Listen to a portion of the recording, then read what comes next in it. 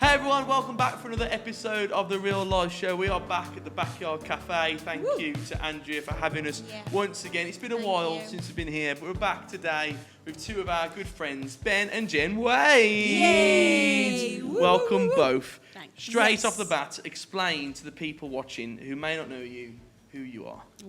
Okay. Do you want me to go first? Yeah, you go. I am Ben Wade. For people that go to Arise, son of Phil and Julia Wade, if you know my mum and dad. So we are leaders at Springs Church. We were brought up at Calvary Church, which became Arise Church. So lots of friends and family at Arise. And so that's what we're currently doing in terms of where we're at in terms of ministry. But I'll let Jen introduce herself. I'm Jen. Hey, Jen. I'm married one of the Wades. Making yourself aware. Absolutely, yeah. Took a step up. No, joking. We're currently at Springs, and we are, we're loving life. Yeah. And you... Oh, sorry. No, after you, Josh. I'm really going off piece. Oh, are you? Already? I was just going to no. ask what they do as an Oh, occupation. yeah, go on, you go. Good job, Good. yeah. That would keep us on piece. So Yeah. let's ask that question. Yeah. So I was a secondary school teacher, I taught RE, so that's my degree. And I now actually work for Springs, so I do 2 days as church administrator. Nice. In finance, and I basically pull everything together, gather it all and pull it all together and hopefully help make it work. You're a very that's so good. essential cog in the wheel. Churches need people like you, Jen. They do. Absolutely. They do. And what about you, Ben? I am, official title is Associate Assistant Head Teacher for a multi-academy trust in Penn, Wolverhampton. So I go in and help with school improvement. So I was a teacher and have been for 10 years. I think I'm slightly still Mr. Wade to some people. Yeah. I'm involved in school improvement and helping teachers and coaching people and that sort of stuff. So really cool. It's exciting. I was just going to say, your mum and dad, Phil and Julia, currently. Yeah. We had an email in the office today from Phil go when on. he's away, just saying, replying to the email and said, "Sorry, we're back to you just in a little bit. I'm just about to go for a wine tasting." Oh, yeah. Yeah, that was really annoying. It was apricot wine today. Wow. Yeah. Tell you. So this will be out obviously after that, but just let you know that's the day you went for a Rioja day. He sent that to me while I was at work. Did he? His wine tasting by the mountains in Rioja, the real Rioja. Wow. It's while I was in an office. So that made my day really, really, really great. That did. Why is he checking his emails? Phil Wade. And what is he telling us where he is? Yeah. You don't need to know. Just if you're going to email and say, "See you," just go. I'm off now. Bye. Yeah. You don't need to know about what apricot wine. I mean, it's you're good on. for him, though, isn't it? It's wonderful for them. That's wonderful Yeah, that they're having it's a great. wonderful They are. time. Yeah, great. We call it in our family. Abby and I call it skiing, which stands for spending kids' inheritance. So hopefully there's not too many holidays to Rioja all the time. And they are. Oh, yeah. They're out and about. They are out and Yeah. about. Jet setters at the minute. Yeah. Wonderful. So, we always start here. How did you both come to know Jesus? Great question. Who's Do you gonna want to go go first? I'll go first. So I was obviously brought up in a Christian home with mum and dad. Mum was and is sort of a first-generation Christian. Mm-hmm. So her mum and dad, my grandpa and grandma, were involved in bits of bobs of church, but were never really fully in. Dad came from a Methodist background, so he'd been brought up as my granddad was a Methodist lay preacher, used to preach around in Wolverhampton. Oh, wow. So mum and dad went to Westbury Chapel growing up, which was just incredible. So people like Phil and Sue Whitehouse, Liz Scott, all these incredible people that are involved in Arise, they were there with them, and so mum and dad were part of youth team. There's a really lovely video of my dedication where Sue Waldsmith sang at my dedication, and so did Liz Scott. So I was kind of brought up in that environment. Mum and dad moved to Calvary when they moved on to Charterfields and wanted something that was a bit more ready for kids and ready for youth. And it was honestly just the perfect environment for Abs and I to grow up in. Just absolutely wonderful. I reckon around 7 or 8, we were at a youth not even a youth event, a kids event. It was called Stripes back in the day. And I remember having this moment in worship, singing some kids' songs. Like, they weren't particularly deep songs. It wasn't a particular Holy Spirit moment. But I remember saying in that moment, I think I want to do this forever. Like, this feels just like it connected differently. And I went home that night and told Mum. And my mum actually prayed what we would call as Christians the sinner's prayer, but just a prayer welcoming Jesus into my heart. And she wrote it all down in a little book that Caleb, our son's now got. So yeah, that was kind of like my upbringing. Really was we just did church, and that was what we did as a family. So yeah. Oh, I love that. I love that line then when you said about like I want to do this forever. Yeah, it was a real moment. That's precious. Yeah. Oh, wow. Nice. Jen? And then for me, so we have different stories. So Ben was obviously brought up in church. I wasn't particularly brought up in church. Yeah. So my mum did an incredible job of bringing us up. So my dad left when I was 4, and so my mum did an amazing job of bringing us up. And I do remember going to church as a kid, and I remember we went to St Mary's up at the top of in Kings Winford, just by the park. Yeah. And I remember being in there, and my brother was like, confirmed, and all that. So like church was kind of around, but it was never like a massive priority or anything. And then for me, so I went through primary school, went to secondary school, and that's where I met all of my friends that actually are still in church now and still around. And I had another bunch of friends. And my other bunch of friends decided that they were going to go. I was 13 at this stage. They were going to go to the park to get drunk. Now I am a goody two shoes, right? I can't cope with I can't cope with that at all. And so I remember phoning my friend and just being like, "Listen, like the other guys want to go to the park and get drunk, but I've heard that you're going to this youth group thing. Yeah. Like, can I come with you?" And she was like, "Yeah, of course you can." So like, I was going, and I was actually dating John Martin at this moment in time. Oh. Yeah. I didn't know that. John I was very jealous. I've got a couple of John Martin stories for this. Wow. Yes. Right. So I was actually dating John Martin at this stage. Wow. And I remember him saying at the end of the youth, he was like, "This is the best night ever. My girlfriend's in church and it's just brilliant." Anyway, so on that evening, I know he's hilarious. On that evening, I get to church, and it's something called Meet the Maker, which is kind of like a big youth party, Worship I guess. Is Like what, youth church, really, yeah. isn't it? Yeah. Like the way that I saw it, it was like, a band were on the stage, and everyone was dancing with their hands in the air, and I was like, "What on earth is this?" And Pete Wright, so pastor from Springs, where we currently are, he was talking at that stage, and I remember him specifically talking about that God is a father to the fatherless. And for me, like, it's never been a big thing that I've not had a dad around. Like, it's fine. I've had a stepdad that stepped in when I was 10, and so like, it's good. Yeah. But just that moment of God is a father to the fatherless just hit me, and I was like, I have a father in heaven that loves me and cares for me. Yeah, wow. Yeah. And then that was it. Like, and I was just in from then. Yeah. So I was Wow. 13 at that stage. So that was it then. You were both in church. Yeah. And so you were in the same friendship group as each other? Ish, yeah. Okay. We sort of drifted together as a friendship We group more did, than yeah. anything. Okay. Yeah. So I was really close with Jono growing up. Quite a few people will credit John Martin with the reason for me actually being born. So this is a story here. So my mum and here we go. You ready? You got to take us down this road. My mum and dad were late 30s before they had kids. They weren't sure if that was the path for them. Okay. And then one evening, Dad was holding John Martin because As a baby. as a baby, because Sue Whitehouse was babysitting for them, and Mum and Dad were close to Sue and Phil. So Dad was holding Jono and sort of went, this isn't too bad. I think I could cope with this and deal with this. And then here I am. So so even before That is Jono's. Yeah, even before I was born, Jono was calling me into existence. I didn't know where this was going. No, I really didn't know where we were And going. That is the hesitantly- wonderful Yeah. version of that story. Yeah, definitely. We'll stick with that version. Yeah, so as a friendship group, we sort of grew closer together. There were quite a few of us then that were sort of all involved in church and all went to school at the same time. So we had a really big Christian union at King's Binford School with loads of people that we're still friends with even now. And that kind of all like drifted and came together. And then we started dating when I was about 13 so and I you was were 15. yeah. So I then got in the first team in football because I was dating a girl in the year above. Yeah. Kudos.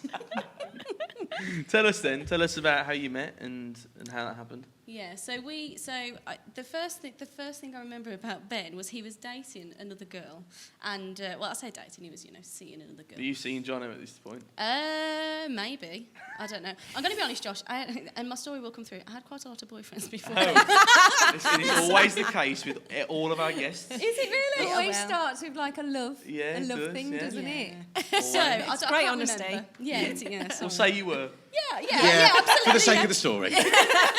But Ben was seeing another girl, and I remember we had MSN back in the day. Yeah, MSN Messenger. And you used to Did you have nudge him? Did you nudge him? No, you used to have the name of the person that you liked in your little your status, name, right? yeah. But so he had the name of this girl in pizzas, right? Not in hearts, in pizzas. Ben Wade, everybody. I don't know why. Just trying to associate a Pictures love like the letters of. The bit- no, Oh you know yeah, the yeah, emoji. I'm with you. Stuff like- Yeah, I'm with The you. emoji pizzas, right? But for some strange reason, I was jealous, and I wanted it to I be wanted my to be a name. pizza. I want to be in there. I do like my I food. wanted to be a pizza. And so that's when my kind of first thing came with Ben, and so they Calvary Youth. Yeah. What was Calvary Youth called? ID. ID. Yes. So they were doing some football up at Sixes, and so like me and my friends just used to go, us girls, just go and watch the boys, and so we would walk home and we'd chat on the way home, and then we just started to get to know each other, I think. And, Yeah. And so. Yeah. What's your and then version? around youth and. I tried really hard in football for 6 weeks to make sure I was absolutely incredible and looked amazing and didn't fall over and didn't do anything stupid. That was what I tried to do. Did you like Jen from the start then? Oh, yeah, definitely. Oh, did yeah. you? I remember being annoyed that Jono was dating you and being like, Really? oh, man, he got in there first. It's so... And John dated every girl. Every girl in our year, John Martin dated. So it was a little bit like, can you just leave some for the rest of us, please, mate? This isn't fair. So then we started sort of unofficially dating, and then it sort of just flowed and became more official over time, I think. Yeah. And What was the timeline, so to engagement, to then getting married? So I was 15 and you were 30 when we got dated, together. not when we got engaged. Yeah, when we got together. And then, I think 5 years, because you were 17, nearly 18 when we got engaged. So Yeah. I'd have been 18, 19. Yeah. And then we got married when you were 21 and I was 23. Wow. So we had like a good 9 years of from start to dating to marriage to walk through. Yeah. really. Wow. Yeah. And like that, to be engaged at 19, that's quite young, isn't it? Yeah. Like, what? Did you just know, like, well, this is How did you afford the ring? right? Yeah, that's a Even great... I worked at the Symphony Hall doing like Did you? bar work Oh, and wow. front of house stewarding and stuff. So Wow. I just saved up every little penny I had. Wow. Yeah. So I think for us it was we started dating, and then within a couple of years we were having to do ministry together. Yeah. So we were both on the youth team, and we just had to have each other's backs. Like we were growing up, almost improvising everything going, just because we were learning on the job. Yeah. And so we had to look out for each other, and so we grew up together in that. And then through youth ministry, we then started to, you'd pray together and seek God together. And it just became really apparent that God had words for us as a couple. Yeah. One of the key words that came out really was that God spoke to both of us separately, saying that we had to follow Pete and Rach Wright. So Pete and Rach Wright are now pastors of Spring Church, where we are.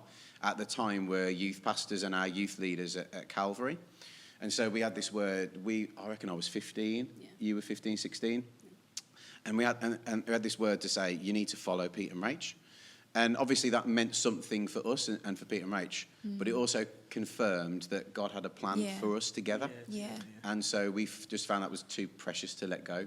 And so, it was kind of like we were just in at that stage. Yeah. Obviously, when you started dating, obviously you were talking about having each other's back, and you went into a relationship both in church youth, in and around church, maybe had faith, were on that journey, starting to have each other's back. What did that look like as a couple? What did it actually look like to have each other's back, and what's that really like? Do you look back and think, I'm so thankful that we had each other in that time?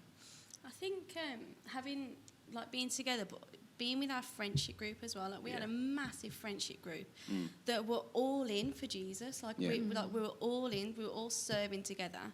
And so actually having that accountability as well, and having those people kind of walk with us and grow up together, really did bring us closer together and keep us together, at some stage. And we were just surrounded by very, very wise leaders. Because ultimately, you're 13 and 15, you're going to do stupid things and be silly.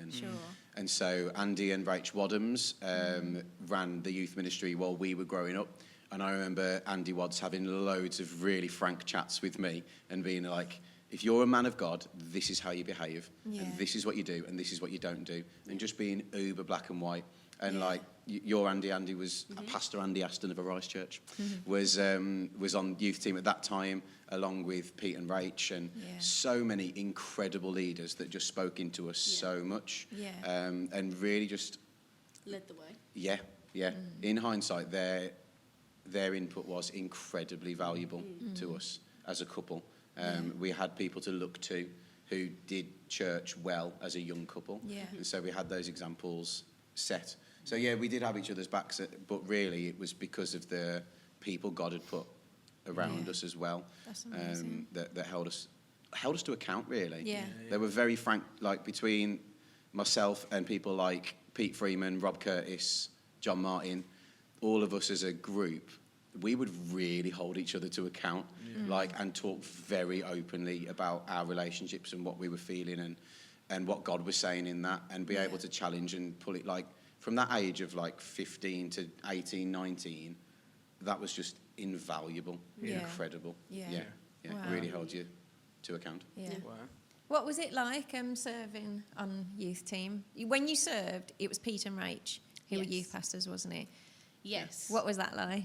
So for Pete and Rach, the reason that, so obviously Rach Wadhams at this point was stepping down. And Pete and Rach, really. And Pete and Rach really felt a calling to step into the youth pastor role as a bridge from what has been and what is to come. So for them, it was always that kind of like, this is the bridge that we're in. And at that time, it just so happens that the majority of the team stepped down with them, with Rach and Andy. Wow. And so actually, Pete and Rach didn't have a team. So as 16, 15-year-olds, Pete and Rach literally had to pick us up and go, guys, let's go. Like, it's all in. And so that's what it was. We were just all in right from the beginning. So was it a brand new team then, in effect? Yeah. Wow. It was Pete and Totally Rach, and then brand it new. was us, and then they got a core group of people. Then they got like the outskirts people as well, of team members and everything. Wow. So it was incredible. Like, and again, that was a massive learning curve for us to grow up. And for me especially, like, bear in mind, I'd only become a Christian at 13. So by the time I was 16, I was like on a core team of a youth group. And so for me, I'm still learning, like, what even is this Christian journey? Who is Jesus? And so for me, it was learning on the job. And just trying to figure it all out as we go. But it was brilliant, because then I always find when I was a teacher as well, like I had to teach history at one point. I know nothing about history. And I always found it so much easier teaching it because I was learning with them. And so for me, it was like, as I learn, I'll teach you what I've learned. And so that's kind of what I did with. It's fresh and real. Yeah, I was going to ask that actually. Sorry, Ben, because obviously you became a Christian when you were 13. You were then serving at 16. Obviously, Ben, you've been in church all of your life, really. Like, did you notice those differences? Like, what was that like for you as a couple, navigating that difference? I don't know if we ever noticed a difference. Oh, okay. So I stepped onto worship team at 13. And at 13, we were playing 9 o'clock, 11 o'clock and 6:30 services. And I was pretty much playing all of them. So it didn't, I don't know, it just became a thing that we did. Yeah. Like, yeah, it was the norm. Like serving God was the choice that we made, and we were all in for it. Yeah. So we'd then do Friday nights. We'd serve on kids first, which was shocks, and then blast off, and then ID, and so we'd be at church from like 5 o'clock on Friday till 11 o'clock, tidying up. Sometimes later if we trashed the hall, and we had to sort it all out. Like that time we broke the lectern, and then tried to. Then we tried to. It was like this perspex lectern. Do you remember? Yeah. And then we had to try and clean it. Jono got the metal scouring pad and just scratched the whole thing up. So Jono's gay. He is. Sorry, so sorry, John. I absolutely love him. He's my best mate in the whole world, so I'm allowed to throw him under the bus. But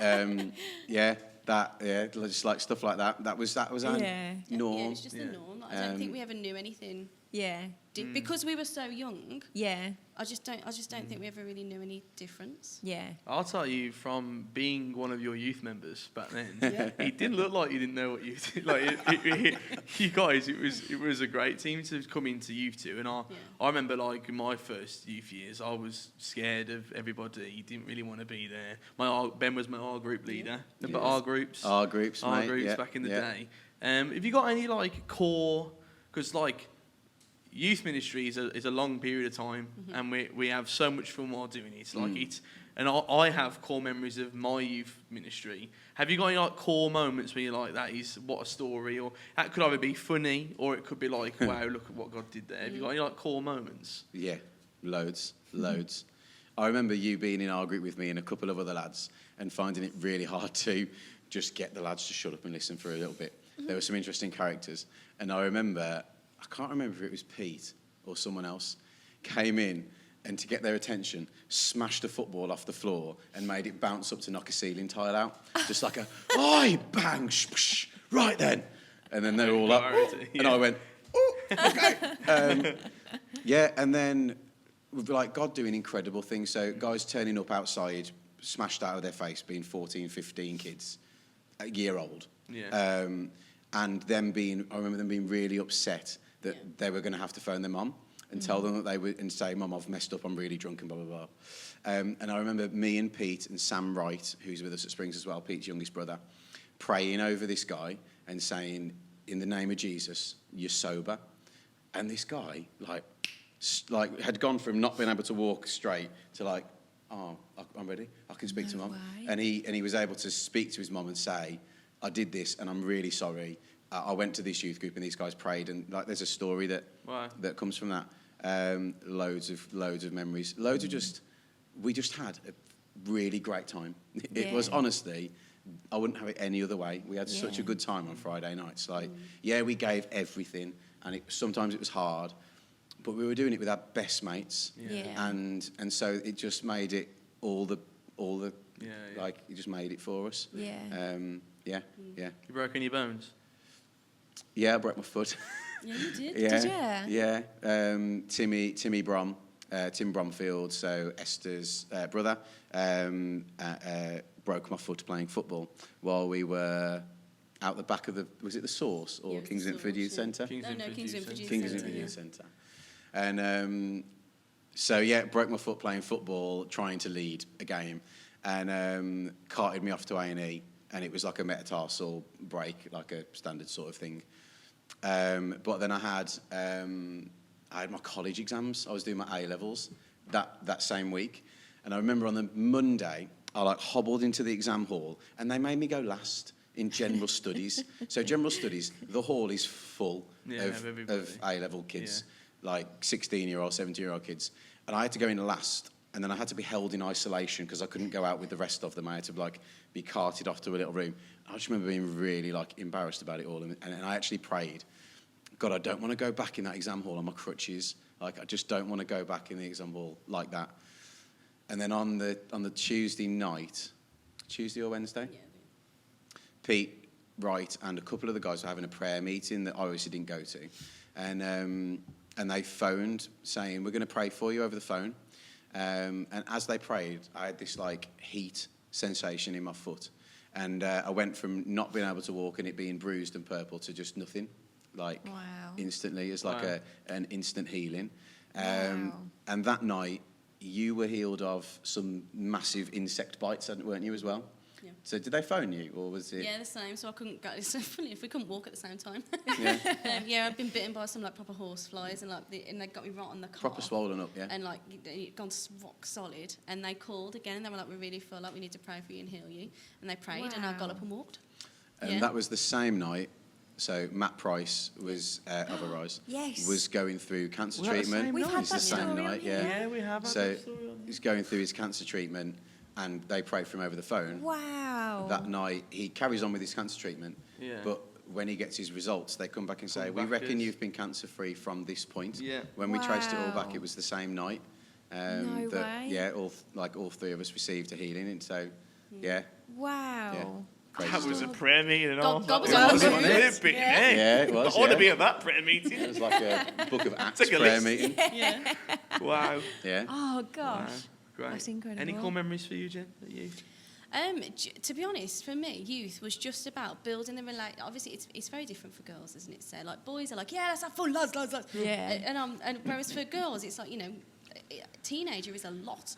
And Yeah. so for Yeah, me, yeah, yeah. it was just actually helping those girls to come, like to know who they are and Yeah. to step into who they are Yeah. in Jesus. Yeah. And so for me, it's just all those memories, and like I still see those girls that I brought up with, and like Yeah. we used to have them from year 7 to year 11, and so Yeah. I walked with them for 5 Yeah. years, Yeah, and yeah, so yeah. it's just helping. Yeah, it's just brilliant. Yeah. Wonderful. Wow. So I really want to get on to, obviously you left Arise Church. Was it Calvary Calvary, then? yeah. So it was Calvary then. Yeah. They wouldn't have and- left if it was a rise.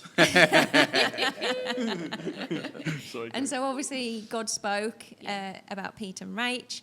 Peter and Rach then say that they're going to plant a church in Gornal, in Dudley. You guys go. Oh my life. Like, share that process with us. That was massive, wasn't it, for us? Yeah. Yeah. And so, because obviously we knew that from the age of 16, 15, that God was calling us to go wherever Peter and Rach went. We had no Wow. idea. They could have gone to Africa. Yeah, Where'd have gone with us? Like, we had no idea what God was doing. We just knew that we'd felt God say, "You need to follow Peter and Rach," and He was like, "Okay, God, like we will." So, like I think Peter and Rach have told this story. Like we got them in the back of my little KA, my little tiny little thing with Rust stuck covered in rust. literally, and they were freaked out, thinking, "What on earth are they going to tell us?" And we just said, we really feel God's calling us to follow you. And so when it came to the time, like obviously Peter and Rach shared their journey with us. Although at the time it kind of just. It just felt like, yeah, let's go. Yeah. Like, I don't think there was ever really a moment where we were like, no, we need to stay. Yeah. But that doesn't mean it wasn't hard. Yeah. And Yeah, so yeah, actually yeah. leaving course. a stable church Yeah. with all our friends, where we've been brought up for Yeah. we were out like 9 years. Yeah. We were getting married that year that we left. Yeah. Oh, wow. It was, Big it year. was and we started our teaching jobs as well. Did It was a very you? big year Yeah, that straight year. away, Oh, yeah. goodness So me. we left church, we got married, and then we all started our jobs all in the same year. Yeah. Whoa. Yeah. Wild. But God had us, and it's Yeah. fine.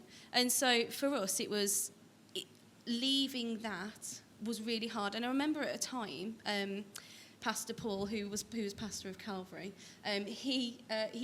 he was standing at the front of church, and I remember him saying, right, guys, like, if you really feel a calling to this church, and it was just as Pastor Andy was starting to take over for Arise as well, and it was all around this same time. Yeah. Yeah. And he was saying, like, if you really feel a calling to this church, we want you to stand up. And I remember that moment of, do I stand? What do I do? And I remember Ellie Brewer stood up next to me, and I remember talking to her afterwards, and I was like, should I have stood up? And she was like, no, you know that God's called you to this. And so for us, it was never really a question. Like we were going with them, like God has called us to them, and so we're going with you. Yeah. So it was hard, but it was Yeah. kind of never really. And I think it's probably important to note at the time we didn't think it would be a church. Yeah, we had no idea what it was. So yeah. we started a bunch of prayer meetings in the Gornal Memorial Hall, and the idea, really, the heart that God gave us was one church for one community. And we thought we were going to do something that pulled churches together, that maybe looked like a network in Gornal. And it just became very apparent over time that there were people that stuck with us what became the planting team. Yeah. And that God was calling us to do something different, and that one church, one heart, one community was part of that. So yeah, we never left Calvary thinking we're going to go and start a church. We thought there was a movement that was going to happen. Wow. And I guess that is ultimately what happened. But yeah, it just felt really safe and protected. Yes. And Pastor Paul sat us both down, and we had quite a long afternoon with him, talking through what God had said, testing it and wrestling with it a little bit, and making sure it was definitely what God said. And he asked some brilliant questions of us, just to test our heart. And things then evolved into what is now 9 years later, Springs Church. So a wonderful journey. Just explain what Springs looks like now then, because you've been through, like, you've had some venues. Like, what does it look like now? Springs looks like Jen pulling everything together and us going, yes, dear, that sounds good. What did you say, Jen? Yeah, sounds good. We started off in a pub in what was the Fiddler's Arms in Gornal. It's now been knocked down. But yeah, started off in the Fiddle, and we really felt like we wanted to be in the heart of the community. That's always been really important to where God's put us. Gornal is it's a large place, but it's a very small place. Everybody knows everybody, and it feels like family just in the village itself. So we felt like we were called to be in the middle of the community. So we would do church, and our church time would cross over with the pigeon fanciers, the pigeon people who looked after homing pigeons and all that sort of stuff. So we'd nip in and have half a pint with them after church and talk through what was going on. That time was incredibly exciting. Was it? It was just, God was doing so much so quickly in us. There were prophetic words. We had a word about when to plant church, and the picture came out as a young deer in the spring, and then when we planted, in the back of that room there was a painting of a deer coming out into the next season, into the next season. Like as an older deer. Yeah, just boiled. And then Pastor Adrian at Amblecote had an image of someone dancing on a bar playing a violin. We end up at the Fiddler's Arms. There's just so many prophetic words that came true in that season. It was wonderful. But we very quickly outgrew that venue. And so we've moved around a couple of times. COVID forced us to move around a bit more. And then we've sort of settled in the heart of Gornal. We're currently renting Zor Methodist Church, which has allowed us to settle, and you've been like a huge part of that settling and stuff. But we've never lost the sight of God called us to be in the community.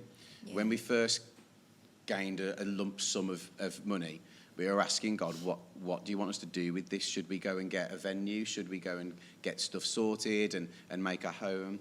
And God very clearly said people over premises. Wow. And that really stood out to us. And so as a result of that word, we then employed 2 community workers and a youth worker. And honestly, the work they do is incredible. You've probably got more to say about Maggie and Emma and community than I have, but there's just so much that happens as a result of that and being in the heart of community. Yeah, absolutely. Yeah, so we've come a long way in 9 years.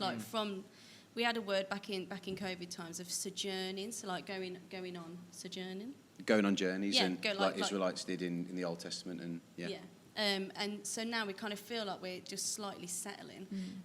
But yeah, like God is doing amazing things in the community, and like Ben said, like being in the heart now, where we kind of always felt God calling us to, but we had no idea how God was going to do it. But here we are, and God's working, and we're just kind of seeing where it's taking us, really. But it's nice to be in a building. So back in like 2019, God said people over premises, 100%. And now we're in a different stage where God's not saying premises. We have no idea what's going to happen, but God does. And so we're kind of just saying, here you go, God, take it and do. We're your servants. Do with it what you will. What are some of the biggest things you've learned from the last 9 years? That is a long time. Yeah. It And obviously, is. you've gone from like the first couple of years, like you're planting, you're settling. Like even though you only just feel like you're settling, like you've been doing church in Gornal for a long time now. Yeah. What have you learned over those 9 years? I think for me, it's building with people. So like obviously when we've always been around a lot of people, and you have to learn each other and kind of learn each other's mannerisms and how each other speaks, and so for me that's been the biggest thing is kind of working together. But what I absolutely love is that we are all different. So like we've got a core team on Springs, and every single one of us is very different. We've all got different viewpoints. We've all got different ways of saying things, different ways that we want to do things, and yet somehow you put it all together and it works. And that's what I absolutely love about it. Yeah. Wow. Yeah, for cool, sure. isn't it? I think that's a big thing is the team will always trump the me.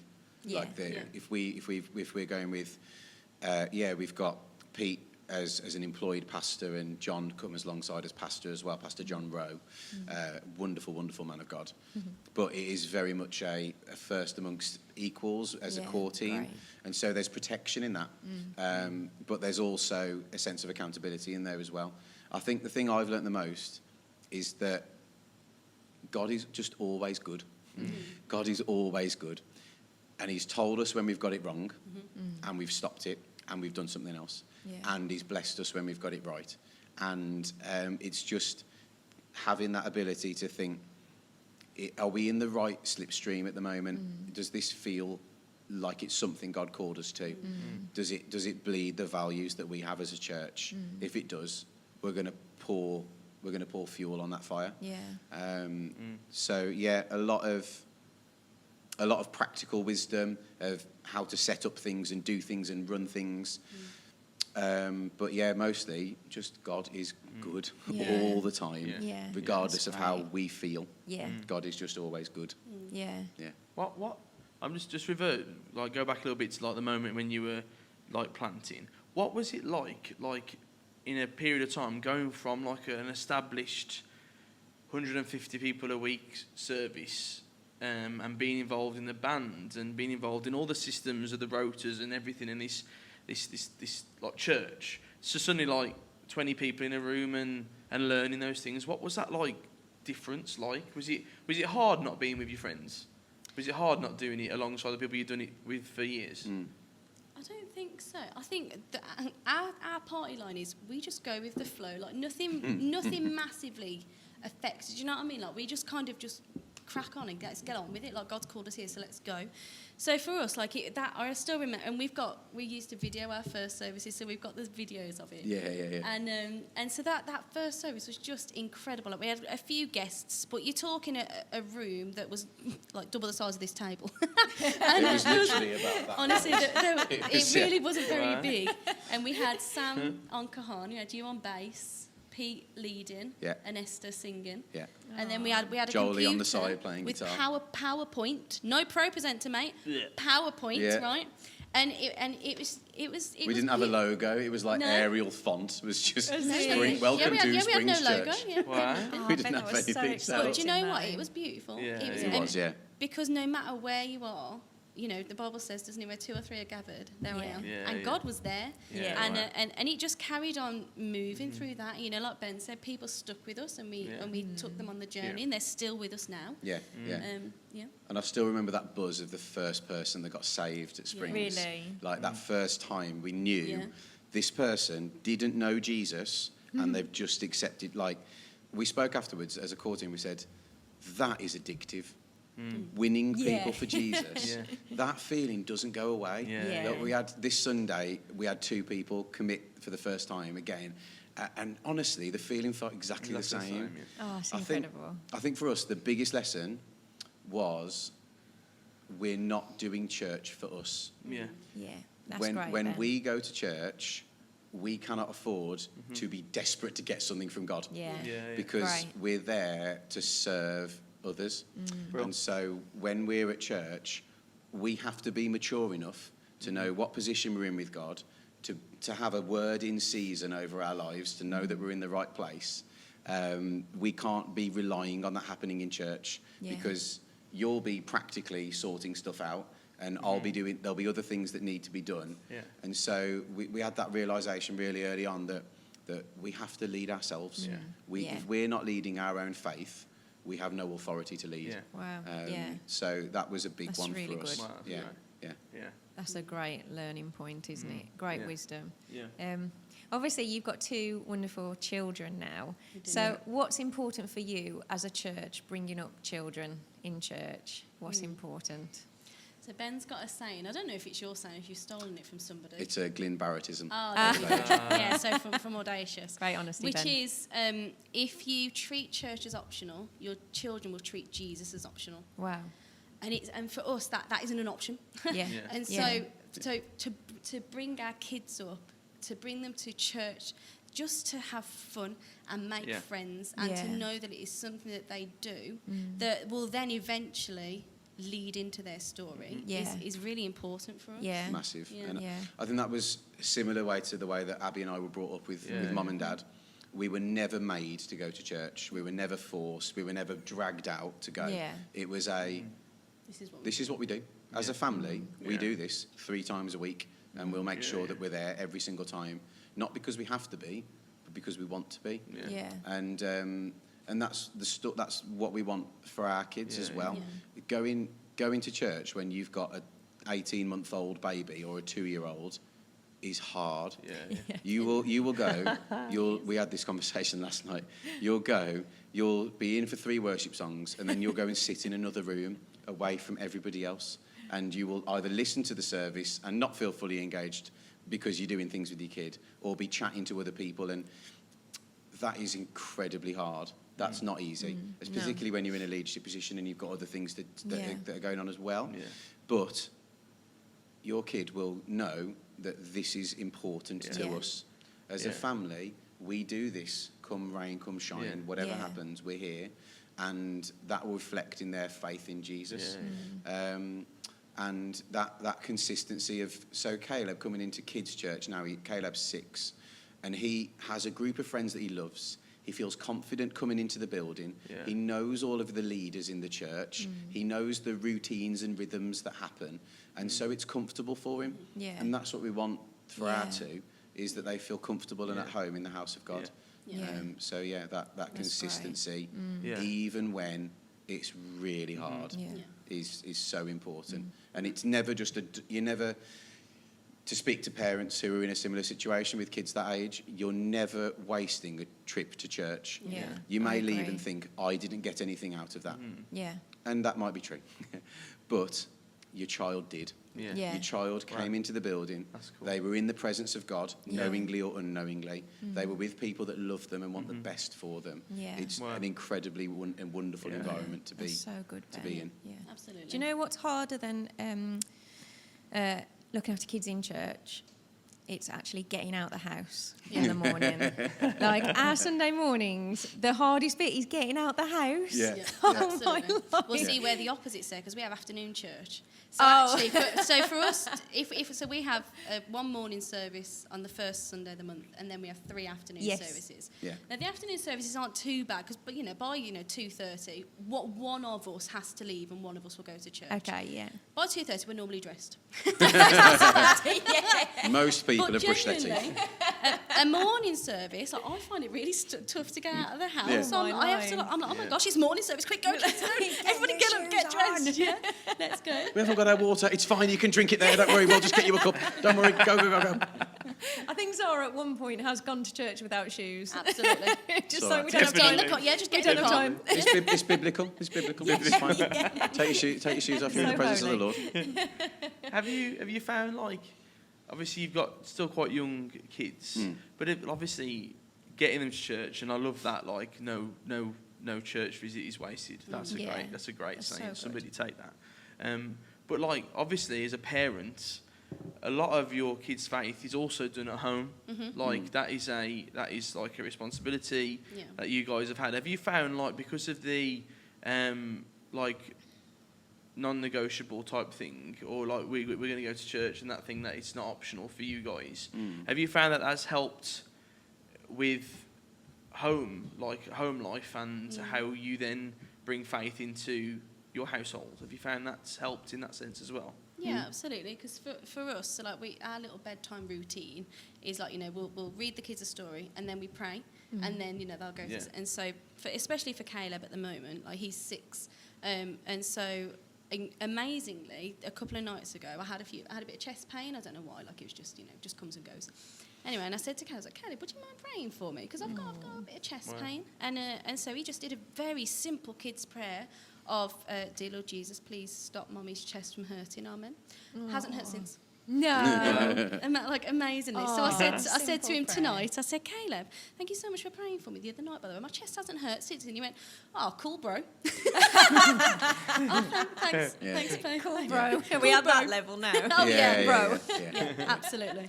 His Caleb's favourite prayer at the moment is, dear Lord Jesus, sorry if I've done anything wrong today. Amen. Yeah.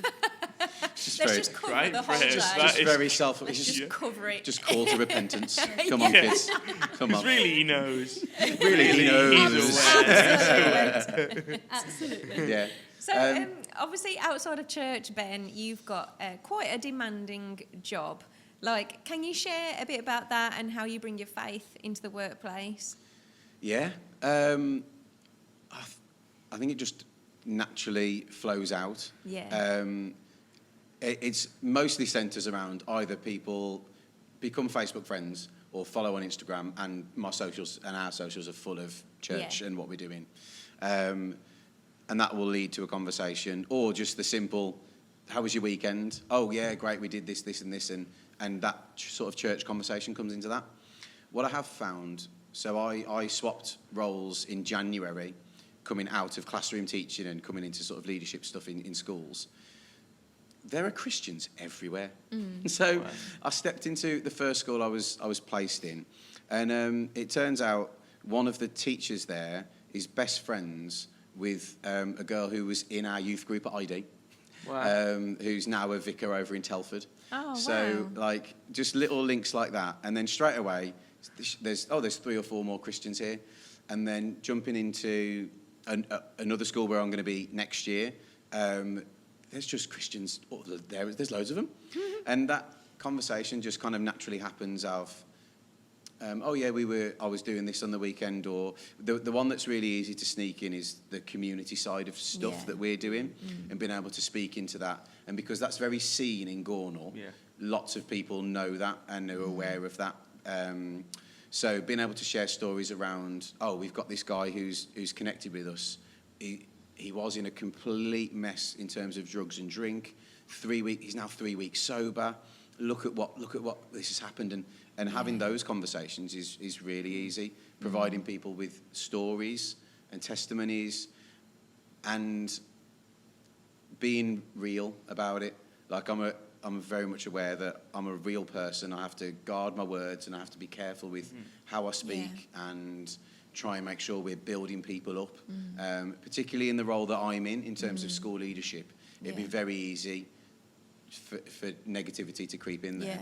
But I think that says a lot about the way you lead as well, and trying to lead that with a sense of bringing people on a journey, and we're in this together, and we will improve in this and this. So I don't quite know if that's answered the question or if I've just waffled through it, but That's good.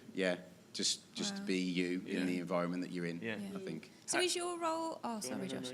Is your role, like, encouraging staff and, like, leadership teams, or is it the children? More so staff now. Okay.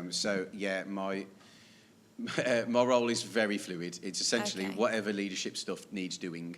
Right, But yeah, a big part of that is the coaching and mentoring of staff and younger teachers, people that will just need a bit of fresh life giving to what they're doing in terms of career. Wow. And inevitably that means I'm in the classroom quite a lot and still connecting with the kids. And That's then great. whatever needs doing, left, right and centre. I've done a lot in the past couple of months. That's brilliant. Covering how many schools? We've got 7 schools currently, and then we'll be a couple more in the process of joining and stuff. So, yeah. Wow, that's big, isn't it? That's a big job. It's exciting. Big responsibility. There's a really great central team. It's not just me. There's a big team of us, and we just have to kind of fit the need and see where things are. And so it's exciting because it's leadership stuff that I've that church has been, I've been doing in church, and I'm now able to sort of see a career path that involves that as well. Is it what you've learned there? Yeah. Wow. So I'm not coming into it fresh-faced and baby-faced about leadership. I know about that sort of stuff, and so I'm able to bring that into to work a bit. Yeah, That's brilliant, Ben. Obviously, you have a job outside of church, Jen. But Jen, you, as has been mentioned, an important cog in the Springs machine. Yeah. What? And obviously, I work in church. You work in church. Like, it does. So when you get asked those kind of questions, we don't necessarily have an answer straight away, because we're like, oh, well, we're in the bubble. We're in the bubble of what it's like to work in church. But also, how important is it to you right now in this season that you're in, that you get the chance just to be that important cog? And what do you love most about your job? Do you know what? I'm just a sucker for like spreadsheets and like honestly, organisation is just my key. Like a calendar. So I've just put the new calendars up at church. Very, what's the word? Inspired by Arise. So I know Arise have some calendars, and I'm not joking. I'm not joking when I say people came to us and they were like, Arise's calendars. Can we have some? Oh, well. I was like, well. So now the difference is I'm not a designer. I'm not a that's not my bag, and that's fine. I will get somebody to do that, and then I can organise it. Great. Fabulous. Yeah. So Pete designed all of the calendars for us, and so but I pull all of that together. And I just love it.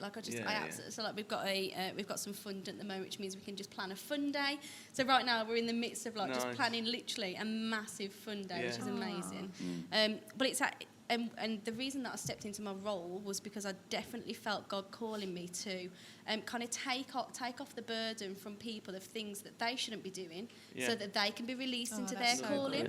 And so even stuff like doing the finance, it's really important that people can see their budgets and they know how much money they've got left. And so they're doing those little bits and bobs.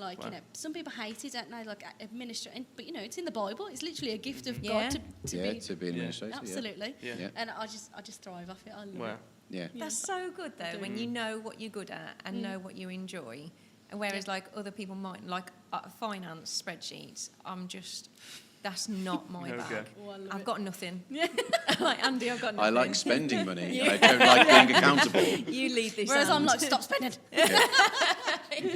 Well, oh, that's brilliant. That is. Well, alongside those jobs that you just said as well, as we've spoken about, you do church as a family, and you help lead Springs. There's so many things that life is.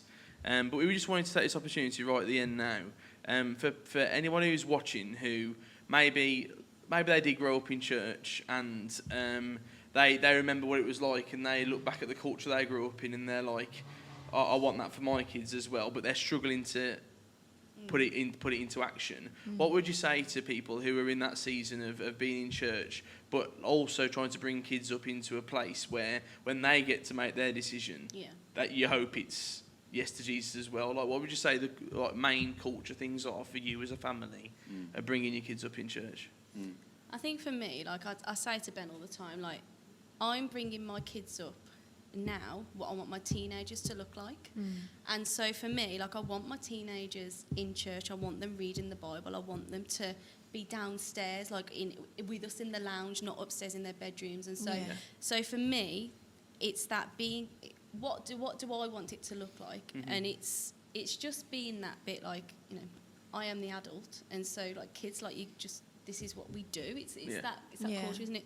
This is what we do, and so this is how we're going to do it. So for us, it is that saying again, isn't it? If you treat church as optional, your kids will treat Jesus as optional, and we don't want that. So it's just consistent, I think, for us, being consistent. Yeah, and I think what you said there is having a vision for where you want your kids' faith to be.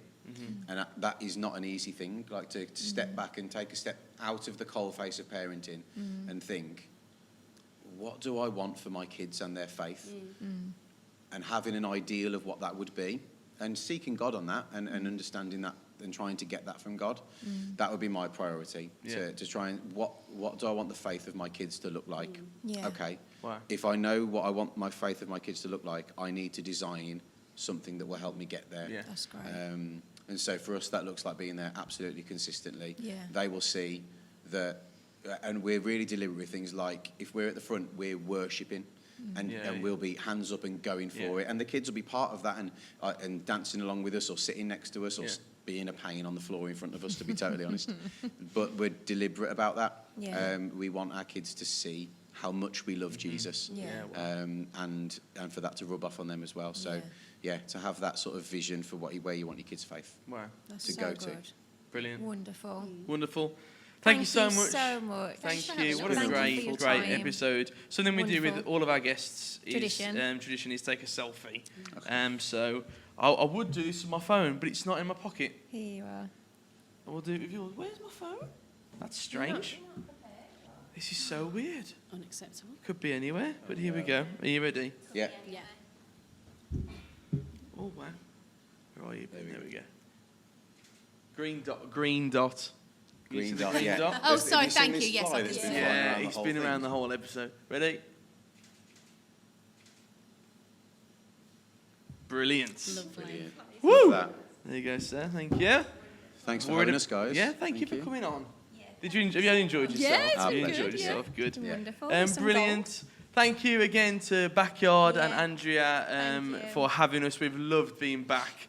Home. Feels like we're home, doesn't it? Yes, this is home, It does. Thank you to Emily as well behind the scenes for making everything work. You can listen, you can watch, first of all, on YouTube and Spotify. Do you know you can watch on Spotify? Yeah. Mad new feature. But you can also listen on Apple Music, Amazon Music and Audible. But we'll see you again next month. See you later, guys.